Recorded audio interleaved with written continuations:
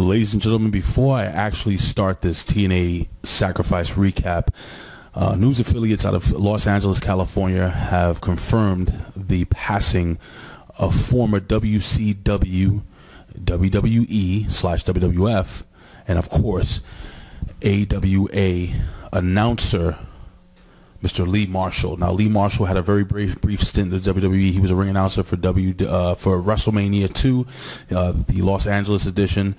Lee Marshall did some work for WCW, of course, and he was known as the golden voice of AWA Wrestling, of course, on ESPN. Now, Lee Marshall was pronounced dead today, and today is Sunday, the date of TNA Sacrifice. So I just wanted to send out my condolences. Again, another part of my childhood has passed on to the other side. And again, respectfully to the family, friends of Mr. Lee Marshall, we send our condolences here from OneWrestling.com. So we move on, and ladies and gentlemen, this is Big Ray's Wrestling Show. You know me, I'm the Mark of the Masses, the man with the plan. Big Ray here to stay to talk some TNA Sacrifice 2014 today, and we're gonna jump right into this pay-per-view, guys. Listen, this pay-per-view really good. I enjoyed it. I always say it that when it comes down to the in-ring action, TNA is one of the best. I really did enjoy this pay-per-view. Now we'll jump right into the World Tag Team title match between the Bromans with Zema Ion, so it's basically a handicap match, facing the Wolves. Now, we all know that Zema Ion and the Bromans have done everything possible to keep the tag team titles on the Bromans, including missing flights, injuries out of nowhere. I mean, it has been quite a heel run for the Bromans. Now, we're going to jump into the match now. During this match, again, and before the match actually started, because of all these issues, the Director of Operations, MVP, stated that it will be no disqualification. Well, listen, Zema Ion actually made a huge impact in this match. He actually was caught using the laptop a couple of times, but guess what? No disqualification. Eddie Edwards actually hits a huge insecurity kick on Zema Ion, actually knocking him out. And then Davey Richards comes into the ring, cleaning house with a beautiful missile drop kick off the top rope, knocking out both of the Bromans. Now, towards the end of the match, we have Zema Ion, who grabs the laptop once again, but he actually ends up hitting Jesse Garters with the laptop. The Wolves end up double teaming Robbie E, and then hitting the huge double stomp off the top rope for the 1, 2, 3. Ladies and gentlemen, the Wolves are the tag team champions of the world. Now, if you follow me and Andre Corbeil, you can follow him, by the way, on Twitter at Andre_Corbeil. Follow me on Twitter at Big Ray Show. Follow us here at One Wrestling. And, of course, follow the Legend Bill Apter at After One Wrestling on Twitter. Now, at the Can-Am Wrestling Show this past weekend, we actually gave predictions. And so far, during the first match, we actually both predicted that the Wolves will be the new tag team champions. We got that one right. So we're going to move on backstage. We have JB, and JB is in front of what? Yes, the padded van, ladies and gentlemen. This is the van that is going to take either Mr. Anderson or take Sam or Samuel Shaw to the looney bin, or the mental institution, to be more politically correct. Now, listen. We're going to jump into this match. We're going to fast forward. Now, during this match, we have Sam Shaw, who is looking to put the choke on Mr. Anderson. Mr. Anderson is trying to fight him off, but guess what? Sam Shaw is able to put on the choke. Now, Mr. Anderson basically passes out, and Christy Hemme looks to be extremely concerned. Sam Shaw then proceeds to stalk Christy Hemme around the ring. Christy Hemme, I guess she goes to punch Sam Shaw, but he grabs her wrist and she slaps the living hell out of Sam Shaw with the other hand. Now, during this time, Mr. Anderson is able to recover. He goes for a mic check, but he is stopped by Sam Shaw. Now, Christy Hemme decides to use her sexuality to flirt with Mr. Samuel Shaw. Samuel Shaw then is given a low blow by Christy Hemme, turns around and runs right into a mic check from Mr. Anderson. Now, this mic check actually occurred outside. The mic check, he actually grabbed Sam Shaw's head and drove it into the bumper the back bumper of the padded vehicle that would escort one of these two guys to the looney bin. And guess what? After that huge mic check onto the bumper of the vehicle, Mr. Anderson throws Samuel Shaw into the back of that truck, and guess what? Samuel Shaw will be committed to the looney bin. So, ladies and gentlemen, I want you guys to leave your comments below on this match. I thought it was actually a really good match, entertaining. Sam Shaw is coming into his own again, working with one of the veterans of TNA wrestling, just a pro wrestling veteran. I mean, the guy's been around for almost 10 years now, or a little, I mean, on the pro circuit, but a little longer than that. Mr. Anderson, again, helping this young man along. And now you're going to say, well, you know, you want to put over a young talent like Sam Shaw. Well, Sam Shaw has come on top already a couple of times. And during a rivalry, you know, it's not a rivalry if Sam Shaw always wins every single match. So I'm actually glad to see Mr. Anderson go over. It will help continue this rivalry. We may not see Sam Shaw for a week. What will be hilarious is if Sam Shaw actually finds a way to escape the looney bin, maybe with a little help from his mother, who I believe will soon be maybe in a managerial role.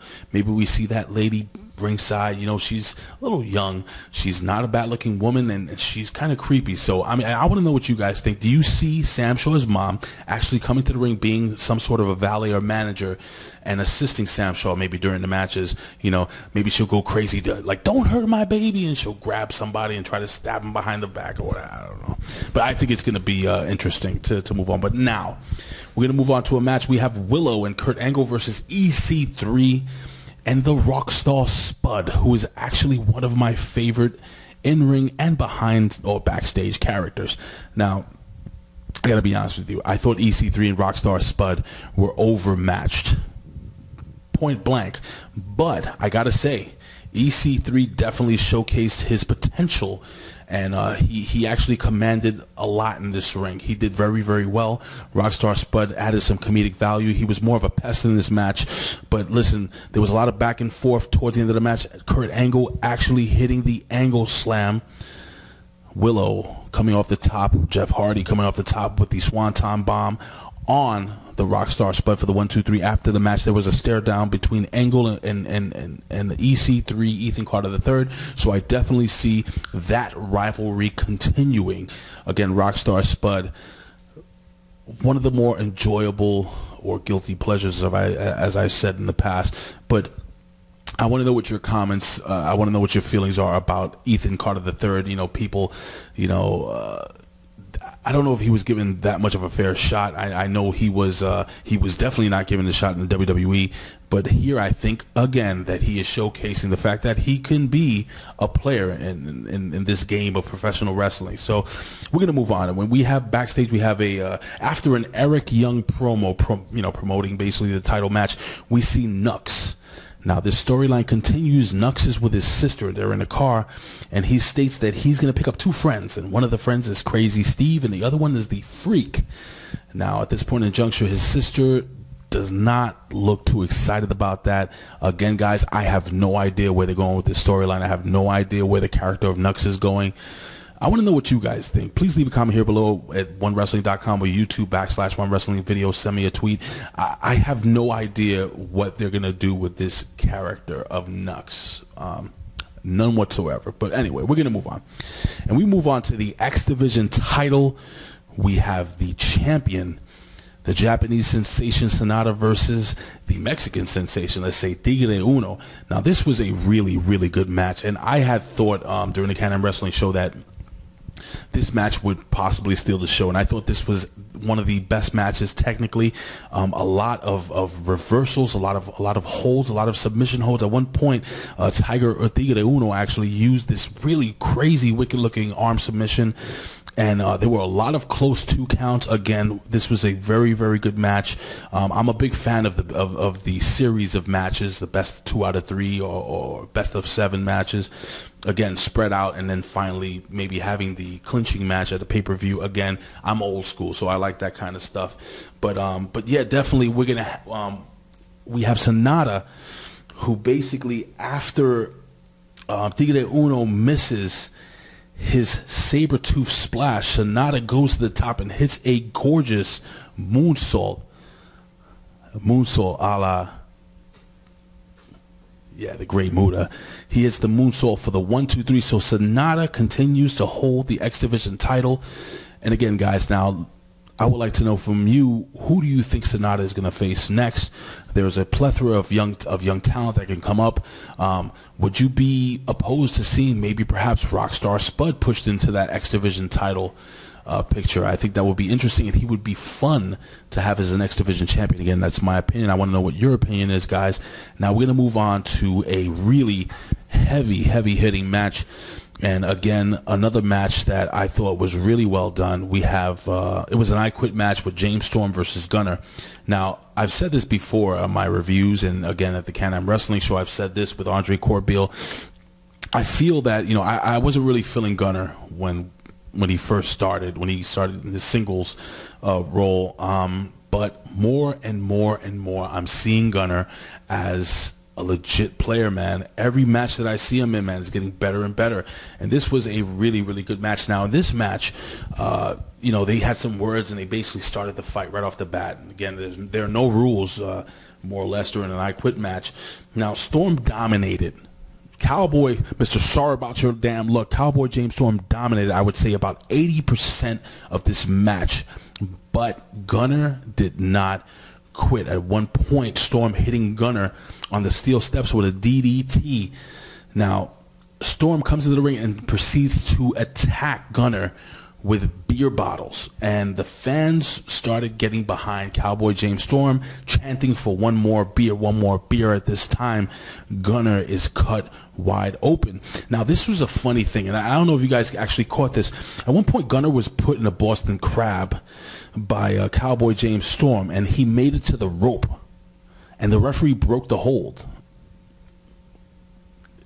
They got to be a little more consistent, guys. Again, I'm not trying to be critical of the product, but if it's going to be a no disqualification, basically no rules, I Quit match, why is he going to the ropes, and why is the move being broken up?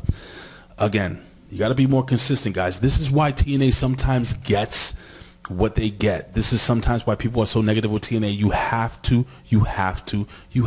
be consistent, my friends. But anyway, nonetheless, it was a really excellent match between these guys. These guys basically beat the hell out of each other. We had Cowboy James Storm, who actually pulls his belt, proceeds to whip Gunner throughout the match. Now, after a huge superplex by Gunner grabs a piece of glass that was staying in the ring, and he says to Cowboy, "You better quit, boy, because if you don't quit, I'm gonna cut you." And Cowboy does not quit until Gunner stabs him in the freaking head with this piece of glass. And yes, Cowboy James Storm actually quits the match. And ladies and gentlemen, let's be real, man. Who wouldn't quit? If you had some big muscular dude sticking a piece of glass into your forehead, into your face, wouldn't you quit? I know I would. So Gunner actually goes over Cowboy James Storm. And again, I see this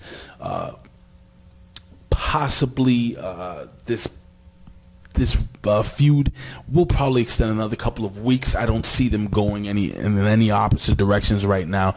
Maybe they'll bring tag team partners into this, but definitely I see this feud moving on. Now, we're going to move on to the TNA Knockouts Women's Championship match between Angelina Love, the challenger, and the champion, the TNA Knockouts champion, Madison Rayne.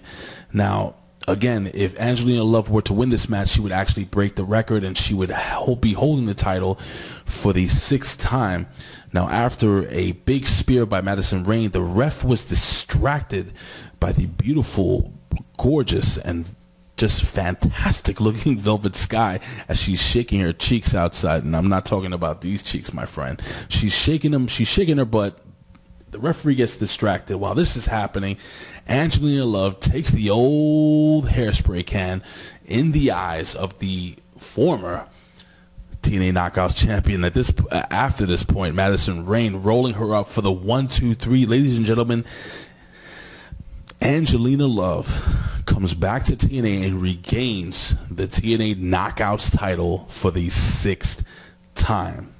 I want to know what you guys think about this match and Angelina Love. Eventually, I do see Angelina Love and Madison Rayne splitting up. I do see Madison Rayne and Angelina Love going into a heated feud. Don't ask me where I get the information. It's just the way I would possibly book the future of the Knockouts division. Again, I don't see the beautiful people being around too long. Angelina Love, her character is way too full of herself to want to share the spotlight with anyone. So that's my opinion. Now we're going to move on to another really good match between Bobby Roode and Bully Ray. Yes, this is the tables match now. How can I put this? Because, you know, here at OneWrestling.com, we are definitely PG. An SHIT factor chant. Instead of the it factor, just add the SH to it. It breaks out during this match. Now, again, it was a really hard-hitting match. The ref was actually taken out at one point in juncture when Bully Ray picks up Bobby Roode to put him into a power bomb. The boot of Bobby Roode actually hits the ref in the face. Ref gets knocked out. Now, Bully Ray actually puts Bobby Roode through the table, but there is no ref. And then the fans begin to chant that the ref sucks. Now, Bully Ray is actually at the top rope. He's about to put, he had set up some tables. He's about to put Bobby Roode through these tables. Now, he gets distracted by the cameraman. This dude just jumps onto the apron, and he actually pushes Bully Ray through the tables. Bully Ray is down and out. And then the cameraman starts yelling at Bully, and it's freaking Dixie Carter. Dixie Carter takes off her beard, takes off her freaking hat, takes off her glasses. Dixie Carter screws Bully Ray. She kicks Bully Ray. She takes the beard. She shoves the damn beard down the throat of Bully Ray. Now, this was weird. Now, Bully Ray is laid out. Dixie Carter's music hits. You know, she's basically pandering to the crowd, and she's saying how basically she calls Bully Ray a piece of trash, and Bully is just laid out. Now there's again a little confusion. Bobby Roode walks out of the ring, and finally his music hits, puts his arms up, and at this point in junction we realize that after Dixie Carter shoved Bully Ray through the tables, then that would make technically Bobby Roode the winner of the match. Again, it was an unclear finish, a little confusion towards the end. Maybe it was just me, guys. I want to know what you guys think. But again, really, really good match. Enjoyed it. Didn't expect the ending. I didn't expect Dixie Carter to get involved this way, but Dixie Carter did. She pulled the old Willow over our eyes and the eyes of Bully Ray, and she actually helps Bobby Roode. And Bobby Roode, I want to talk about him after this next match, which is the main event for the TNA World Heavyweight title. We have Eric Young versus Magnus. Now, so far so good. If I'm correct, I think we chose every single match, me and Andre. I think we got every single one except, no, I think we pretty much called every match except for the main event. And there was a lot of back and forth during this match. Listen, I found that Eric Young was coming from behind the whole match. I thought Magnus was a step ahead of Eric Young almost the entire match. At one point in juncture, Magnus actually goes under the ring to get a crowbar. Now, when he goes for the crowbar, the referee actually stops him and pulls the crowbar. Now, I think this was a method of distraction. He tries to kick Eric Young with a low blow, not a low bro, man, it's a low blow. But Eric Young counters with a pile driver. After blocking a second pile driver, Magnus tries to hit one of his own.